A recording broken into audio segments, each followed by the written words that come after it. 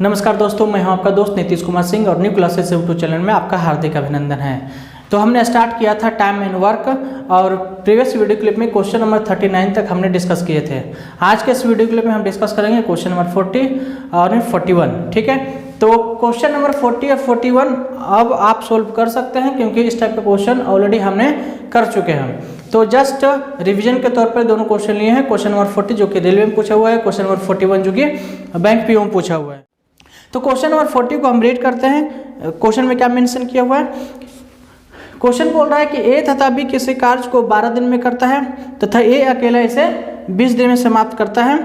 यदि बी प्रतिदिन आधा काम करे तो ए तथा बी मिलकर इस कार्य को कितने दिन में समाप्त करेंगे। तो यहाँ से हम इसकी कैपेसिटी निकाल सकते हैं। तो इसका हो गया 5, इसका हो गया 3। आप कैपेसिटी निकालना अब आप सीख चुके हैं। ठीक है, इसको डिस्कस करने की जरूरत नहीं है। ए तथा बी दोनों की कैपेसिटी क्या हो गया? 5 यूनिट पर डे और ए की कैपेसिटी है 3 यूनिट पर डे। तो बी की कैपेसिटी कितना हो जाएगा?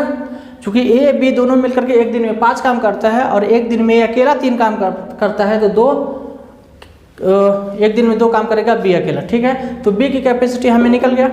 लेकिन उसने बोला है यदि बी प्रतिदिन आधा हम काम करें। कहने का मतलब है कि बी जो है वो एक दिन में 2 काम कर सकता है, लेकिन करता है कितना? आधा। तो मतलब इसका कैपेसिटी क्या हो जाएगा? इसका क्षमता मात्र हो जाएगा 1। ठीक बात है। और वही बोल रहा है कि ए तथा बी मिलकर, यही तो क्वेश्चन में मेंशन किया हुआ कि ए तथा बी मिलकर इस कार्य को कितने दिन में समाप्त कर सकता है। तो a plus b, time taken by a plus b, तो टोटल नंबर ऑफ यूनिट कितना हुआ? 60। और ए तथा बी दोनों की कैपेसिटी कितना है? तो ए की कैपेसिटी है 3 और बी की कैपेसिटी है 1। तो 3 + 1 4 मीन्स 15 डेज में काम को अंजाम दे सकता है। ठीक है, क्वेश्चन इजी था। Now come to question number 41 को भी अब आप सोल्व कर सकते हैं क्योंकि प्रीवियस वीडियो क्लिप में हम इस टाइप के क्वेश्चन कर चुके हैं। तो आप रिवाइज कर सकते हैं। क्वेश्चन मेंशन किया हुआ है ए एक कार्य को 18 दिन में समाप्त करता है और बी इसे 15 दिन में समाप्त करता है। बी ने इस पर 10 दिन कार्य करके छोड़ दिया। ठीक है, तो शेष कार्य को ए अकेला कितने दिन में समाप्त करेगा? ऑलरेडी इस क्वेश्चन को, इससे कॉम्प्लेक्स क्वेश्चन को हम डिस्कस कर चुके हैं। ठीक है, क्वेश्चन क्या है? तो एक किसी काम को 18 दिन में करता है, बी उसी काम को 15 दिन में करता है। तो टोटल नंबर ऑफ यूनिट कितना हो जाएगा? 90 यूनिट। ठीक है, टोटल नंबर ऑफ यूनिट हो गया 90। तो यहाँ से ए और बी की क्षमता हमें निकल जाएगा कितना? इसका हो जाएगा 5 और इसका हो जाएगा 6। 18 × 5 = 90, 15 × 6 = 90। तो ए और बी की इंडिविजुअल कैपेसिटी हमें निकल गया। क्वेश्चन में क्या कंडीशन मेंशन किया है? क्वेश्चन में मेंशन किया हुआ है कि बी ने इस पर 10 दिन काम किया।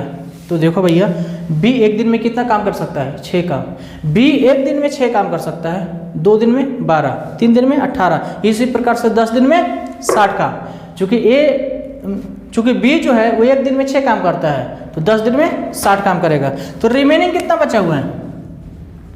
रिमेनिंग कितना बचा हुआ है? टोटल काम हो गया 90, 60 फिनिश कर लिया 10 दिन में बी, तो बचा है कितना? 30 यूनिट। तो 30 यूनिट को कौन करेगा भैया? 30 यूनिट को कौन करेगा? ये अकेला करेगा। और वही तो पूछ रहा है कि शेष कार्य को ये अकेला कितने दिन में समाप्त कर देगा। तो टाइम टेकन बाई ए है ना, तो 30 और ए की कैपेसिटी कितना है? 5, मतलब 6 दिन में काम को क्या कर देगा? समाप्त कर देगा। ठीक है, अब आगे बढ़ते हैं क्वेश्चन नंबर 42 की तरफ। 42 जो कि बैंक पीओ में पूछा हुआ है। तो 42 क्या मेंशन करता है कि बोल रहा है कि 3 मशीन है पी क्यू तथा आर, पी क्यू तथा आर। ठीक है, तीनों मशीन छपाई का काम करता है। ठीक है, क्वेश्चन क्या लिखा हुआ है? 3 मशीन पी क्यू आर में से प्रत्येक 1 लाख पुस्तकों की छपाई क्रमशः 8 घंटे, 10 घंटे तथा 12 घंटे में करता है। तीनों मशीनों को एक साथ 9 बजे आरंभ किया गया तथा मशीन पी को प्रातः 11 बजे बंद कर दिया गया तथा शेष कार्य दोनों मशीनों ने पूरा कर लिया। तो लगभग कितने बजे छपाई का सारा कार्य समाप्त हो गया? ठीक है, सो बोल रहा है पी किसी काम को 8 घंटे में करता है, मतलब छपाई का काम, और क्यू उसी छपाई का काम को 10 घंटे में करता है और आर उसी छपाई का कार्य को 12 घंटे करता है। ठीक है, 1 लाख पुस्तक की छपाई करना हो या 10 लाख पुस्तक की छपाई करना हो, उसे हमें मतलब नहीं है। मतलब उसे ये हम एज्यूम कर लेंगे कि वो एक काम है। ठीक बात है, कोई एक काम किया जा रहा है। तो अब तक वही तो हम करते आ रहे हैं कि P किसी काम को 8 घंटे में करता है, Q उसी काम को 10 घंटे में करता है और R उसी काम को 12 घंटे में करता है। तो इससे हमें टोटल नंबर ऑफ यूनिट निकाल लिए। तो कितना गया 120 यूनिट, और इसके थ्रू सबका इंडिविजुअल कैपेसिटी निकल गया। तो P Q R तीनों मशीन का इंडिविजुअल कैपेसिटी निकल गया। ठीक बात है। इसके बाद उसने कहा है कि 11 बजे तीनों मशीन को स्टार्ट पहले 9 बजे किया गया।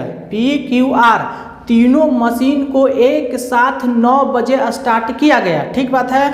और 11 बजे मशीन P को बंद कर दिया गया। इसका मतलब 9 बजे से 11 बजे तक 2 घंटा तीनों मशीन साथ में काम किया ना। ठीक बात है। तो तीनों मशीन एक घंटा में कितना छपाई का काम कर सकता है? तो 15 बार 27 और 10 37 मतलब 37 यूनिट एक घंटे में तीनों मशीन मिलकर छपाई का काम कर सकता है। ठीक बात है। तो बोल रहा है कि 11 बजे बंद किया गया ना, तो 2 घंटे में कितना करेगा? 9 बजे स्टार्ट किया था, 11 बजे मशीन P को बंद किया गया, तो 2 घंटे तक तीनों मशीन साथ में काम किया है। तो 2 घंटे में कितना छपाई का काम किया है? तो 1 घंटे में 37 मतलब 37, तो 2 घंटे में 74। तो रिमेनिंग काम कितना बचा हुआ है? तो टोटल था 120 में से 74 को माइनस करेंगे, कितना बचा हुआ है? 46 यूनिट। मतलब 46 यूनिट जो है अभी छपाई का काम बचा हुआ है। तो इतने को जब मशीन P को बंद कर दिया गया तो Q और R मिल करके 46 यूनिट को फिनिश कर लिया। तो कितने देर तक मशीन Q तथा R साथ में काम करता रहा, ये हम सबसे पहले फाइंड आउट कर लेंगे। तो मतलब जो रिमेनिंग काम 46 बचा हुआ है, 46 यूनिट, इसको कौन करेगा? Q और R दोनों साथ में करेगा, क्योंकि मशीन P को तो बंद कर दिया गया। तो 46 यूनिट को Q तथा R दोनों कंप्लीट कर लेगा। तो कैसे, कितनी देर में कंप्लीट कर लेगा? तो इसकी क्षमता से डिवाइड कर देंगे। तो Q और R दोनों की कितना क्षमता है? 22, 12 + 10 22। तो इसको काट छट करेंगे तो 23 दूनी 46, 11 दूनी 22, मतलब 23/11। ये लगभग 2 आवर है ना। 11 दूनी 22, तो लगभग 2 घंटा तक मशीन Q तथा R काम करता रहा। ठीक बात है। अब सवाल ये पूछा है कि लगभग कितने बजे, ऑप्शन दिया है लगभग कितने बजे छपाई का सारा काम खत्म हो गया। तो देखो, तो सबसे पहले मशीन को 9 बजे स्टार्ट किया था, बराबर है। तो 9 बजे से 11 बजे तक तीनों मशीन साथ में काम किया है। ठीक बात है। और 11 बजे जब मशीन P को बंद कर दिया गया तो 46 यूनिट जो बचा हुआ था उसको Q और R मिल करके कितने देर में खत्म कर दिया? लगभग 2 घंटे में। मीन्स छपाई का सारा कार्य कितने बजे खत्म हो जाएगा? लगभग 1 बजे। कैसे? तो 9 से 11, 11 से 2 घंटे, तो लगभग 1 बजे। तो आपके ऑप्शन में दिया हुआ था कि प्रातः 11:30 बजे, दोपहर 12 बजे, दोपहर बाद 12:30 बजे और दोपहर बाद 1 बजे। तो ऑप्शन क्या है? ऑप्शन डी, दोपहर बाद 1 बजे। ठीक बात है, समझ में आ गया। अब आगे बढ़ते हैं क्वेश्चन नंबर 43 की तरफ। क्वेश्चन नंबर 43 में क्या मेंशन किया हुआ है कि A तथा B एक कार्य को क्रमशः 20 दिन तथा 15 दिन में करता है। ठीक है। तो उन दोनों ने मिलकर 6 दिन कार्य किया है। A तथा B दोनों मिल करके 6 दिन कार्य किया है। उसके बाद B के स्थान पर C कार्य संभाल लिया और अगले 4 दिन में सारा कार्य समाप्त हो गया। तो C अकेला इस कार्य को अकेले पूरा कितने दिन में खत्म करेगा? ठीक बात है। तो सबसे पहले हमने क्या मेंशन किया? A किसी कार्य को 20 दिन में करता है, B उसी कार्य को 15 दिन में करता है। तो यहाँ से टोटल नंबर ऑफ यूनिट निकाल लिए और उसके बाद इन दोनों का इंडिविजुअल कैपेसिटी निकाल लिए। ठीक है। तो A की क्षमता आ गया 3 यूनिट पर डे, B की क्षमता आ गया 4 यूनिट पर डे।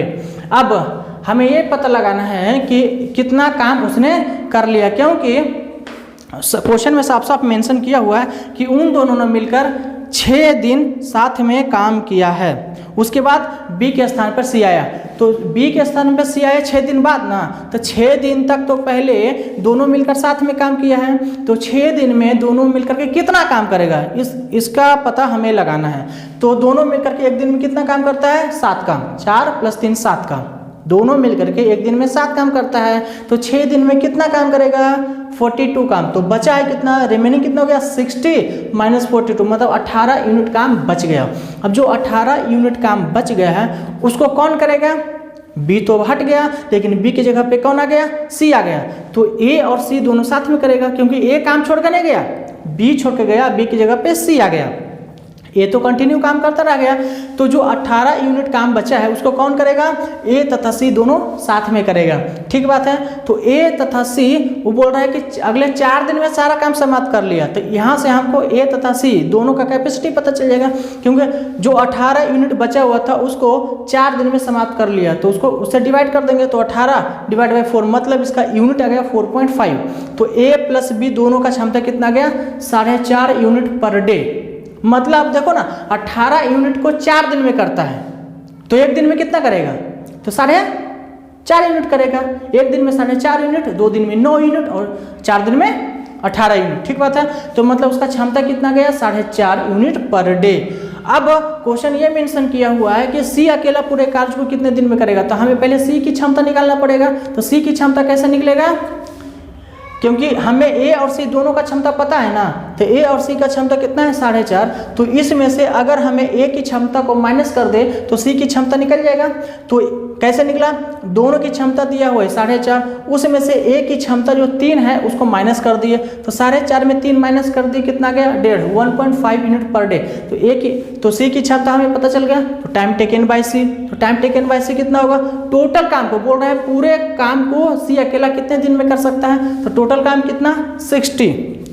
तो 60 डिवाइड बाय 1.5, तो इसको कैसे कर सकते हैं? 60 पॉइंट को हटा देंगे तो 60 मल्टीप्लाई बाई 10 और डिवाइड बाई 15, तो 15 4 जा 60, मतलब 10 4 जा 40, मतलब 40 दिन में सी अकेला काम को अंजाम दे सकता है। ठीक बात है। तो अब हम आगे बढ़ते हैं क्वेश्चन नंबर 44 की तरफ। क्वेश्चन नंबर 44 में क्या मेंशन किया है कि ए बी सी एक कार्य को क्रमशः 36 दिन, 54 दिन और 72 दिन में संपन्न करता है। तीनों ने मिलकर कार्य आरंभ किया, परंतु यहाँ से ट्विस्ट है क्वेश्चन में, काम समाप्त होने से 8 दिन पहले ए ने काम छोड़ दिया तथा काम समाप्त होने से 12 दिन पहले बी ने काम छोड़ दिया। तो पूछ रहा है कि सी ने कितने दिन सारा कार्य किया, मतलब सी ने कितना दिन काम किया। तो सी तो कंटिन्यू काम करता रह गया, तो क्योंकि सी तो कभी छोड़ा ही नहीं था। क्वेश्चन समझने का प्रयास करते हैं। क्वेश्चन क्या बोल रहा है कि ए बी सी तीनों का टाइम ड्यूरेशन दिया हुआ है कि एक काम को कितने दिन में कर सकता है। यहाँ से हम तीनों का 36, 54, 72 तीनों का एलसीएम कितना हो गया? 216, और इसके मदद से तीनों का इंडिविजुअल कैपेसिटी हम निकाल लिया। तो ए का कैपेसिटी आया 6 यूनिट पर डे, बी का 4 यूनिट पर डे और सी का 3 यूनिट पर डे। ठीक बात है। क्वेश्चन में जो कंडीशन दिया है, क्वेश्चन में कहा है कि ए बी सी तीनों ने साथ में मिलकर काम आरंभ किया, परंतु कितने दिन काम किया ये नहीं बताया है। उसने बताया है कि काम खत्म होने से 8 दिन पहले ए ने काम छोड़ दिया और काम खत्म होने से 12 दिन पहले बी ने काम छोड़ दिया था। पहले किसने छोड़ा? पहले ए छोड़ा कि पहले बी छोड़ा? पहले तो बी छोड़, पहले कौन छोड़ा? पहले तो बी छोड़ा, क्योंकि बी 12 दिन पहले छोड़ दिया, उसके बाद ए 8 दिन पहले छोड़ा। ठीक है। तो पहले काम को कौन छोड़ दिया? बी, बाद में ए। लेकिन सी तो कभी नहीं छोड़ा, सी तो काम करता रह गया। तो वही पूछा है सी कितने दिन तक काम किया, तो जितना दिन काम हुआ है स्टार्ट से लेकर के फिनिश तक, है ना। तो अल्टीमेटली ये भी पूछ सकता है कि काम कितने दिन में खत्म हुआ। ठीक बात है। तो इसको उल्टा समझने का प्रयास करते हैं कि जैसे ए ने जब 8 दिन पहले काम छोड़ा है तो उससे पहले बी भी छोड़ चुका था, तो आखिर के 8 दिन में कौन काम किया है? तो आखिर के 8 दिन में सी अकेला काम किया है। तो सी एक दिन में 3 काम करता है, तो 8 दिन में कितना काम होता है? सी एक दिन में 3 काम कर सकता है, तो 8 दिन में कितना काम कर सकता है? 24 काम कर सकता है। तो सी अकेला 24 काम कर सकता है, तो 24 काम हो गया। टोटल काम है 216, हमको 216 काम करना है, जिसमें से आखिर के 8 दिन में सी ने अकेला 24 काम को खत्म कर दिया। ठीक बात है। अच्छा, और बोल रहा है 12 दिन पहले बी भी छोड़ चुका था, तो इन दोनों का ड्यूरेशन कितना है? 4 दिन। मतलब ये बीच के 4 दिन में कौन किया था? ए तथा सी दोनों साथ में किया है। बीच के 4 दिन में ए तथा सी दोनों साथ में किया है, तो ए तथा सी एक दिन में कितना काम कर सकता है? 6 3 9। ए तथा सी एक दिन में कितना काम कर सकता है? 9 काम। तो 4 दिन में कितना करेगा? 9 चौक 36 काम। ठीक बात है। अब शुरुआत के इन दिनों में किसने काम किया है? ए प्लस बी प्लस सी तीनों साथ में काम किया है। ठीक बात है। लेकिन कितना दिन किया है ये तो हमें नहीं पता, लेकिन हमें पता है ना कि कितना काम हो गया है। तो 36 प्लस 24 कितना हो गया? 60 काम तो हो गया। तो 60 काम हो गया, तो ये कितना काम बचा हुआ है? तो 216 तो टोटल काम था। अब 216 में से 60 को माइनस कर देंगे तो कितना हो जाएगा? लगभग 156 काम बचा रहेगा। तो मतलब 156 काम तीनों मिलकर के साथ में किया है। ठीक है, तो तीनों मिलकर के 156 काम किया है। तो इससे पता चल जाएगा कि कितना दिन काम किया है, क्योंकि उसके कैपेसिटी से डिवाइड कर देंगे। तो 156 को 6 4 10 3 13 से हम डिवाइड कर देंगे। ठीक है, क्योंकि तीनों मिलकर के एक दिन में कितना काम करते हैं? 13 काम। तो 156 काम को कितने दिन में करेगा? तो इससे हमें पता चल जाएगा। तो 13 इकाई 13 और 13 दूनी 26, मतलब तीनों ने मिलकर कितना दिन काम किया है? 12 दिन। तीनों ने मिलकर कितना दिन काम किया है? 12 दिन। तो 12 दिन प्लस 4 दिन, 12 4 16 और 16 8 24, मतलब सी कंटिन्यू यहाँ से लेके यहाँ तक काम किया है कितने दिन? 24 दिन। तो आंसर क्या हो जाएगा? 24 दिन। आई होप ये क्वेश्चन थोड़ा ट्रिकी था और ये आपको समझ में आया था। Now come to the question number 45। 45 में क्या मेंशन किया हुआ है कि ए बी सी 3 मेंबर हैं और तीनों मिलकर प्रतिदिन 300 रुपया कमाते हैं। ठीक बात है। इसके बाद ए तथा सी मिलकर प्रतिदिन 188 रुपया कमाते हैं और बी तथा सी मिलकर 152 रुपये कमाते हैं। तो सी की प्रतिदिन आमदनी क्या है? ठीक है, तो ये क्वेश्चन को बिल्कुल लॉजिकली ढंग से सॉल्व कर सकते हैं, क्योंकि ए बी सी तीनों की इनकम दिया हुआ है पर डे 300 पर डे। ठीक है, 300 रुपये पर डे। और ए सी की हमें उसकी आमदनी दिया हुआ है। ए तथा सी एक दिन में 188 रुपये कमाते हैं। तो देखो तीनों का दिया हुआ है ना, ए बी सी तीनों एक दिन में 300 रुपये कमाते हैं तथा ए और सी एक दिन में 188 रुपये कमाते हैं। तो इन दोनों की मदद से हमें बी की इनकम मिल जाएगा, क्योंकि ए बी सी में तीनों में से ए और सी को माइनस कर देंगे तो हमें बी का इनकम मिल जाएगा। तो बी का इनकम कितना हो गया? 112 रुपया पर डे। ठीक बात है। और क्वेश्चन में गिवन है कि बी तथा सी की आमदनी कितना है? 152 रुपया। तो बी तथा सी में से अगर बी की आमदनी हम माइनस कर दें तो सी की आमदनी निकल जाएगा। ठीक है, तो बी की आमदनी हमें पता है 112 रुपया। तो इसमें से बी तथा सी जो 152 रुपये है, दोनों मिलकर के 152 रुपये कमाता है, तो बी को हम माइनस कर देंगे। तो कितना हो गया? 152 माइनस 112, मतलब 40 रुपया पर डे। तो सी की इनकम कितना था? 40 रुपये पर डे, वही तो पूछा था। ठीक है, तो क्वेश्चन नंबर 45 तक हमने डिस्कस किया है। आगे का क्वेश्चन हम नेक्स्ट वीडियो क्लिप में हम डिस्कस करेंगे। Thank you so much.